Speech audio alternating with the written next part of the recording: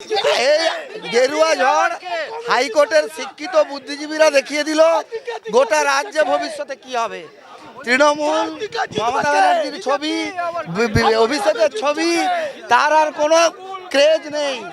মানুষ ছুঁড়ে ফেলে দিয়েছে বুদ্ধিজীবীরা। আজকে আমরা 10টা আসনের মধ্যে 7টা আসনে জিতেছি। আমাদের একটাই স্লোগান, ঠান্ডা ঠান্ডা কুল কুল। এবার হেরেছে Trinamool. East or West, we are the best with the BJP. হ্যাঁ, এ তো 26-এর বিধানসভা ইলেকশনের এটা একটা প্রথম স্টেপ। রাজ্যের সাধারণ মানুষ যা ভাবছে, আমাদের হাইকোর্ট থেকেই এইটা গোটা রাজ্যে ছড়িয়ে পড়ছে।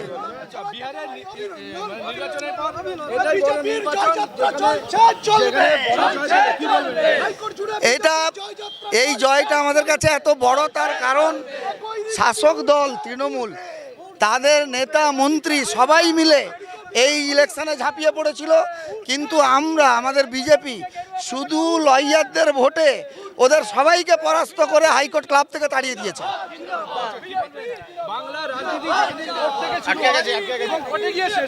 হ্যাঁ, আগামী বিধানসভা ইলেকশন 2026 আমাদের হাইকোর্ট থেকেই তার পদযাত্রা শুরু হলো।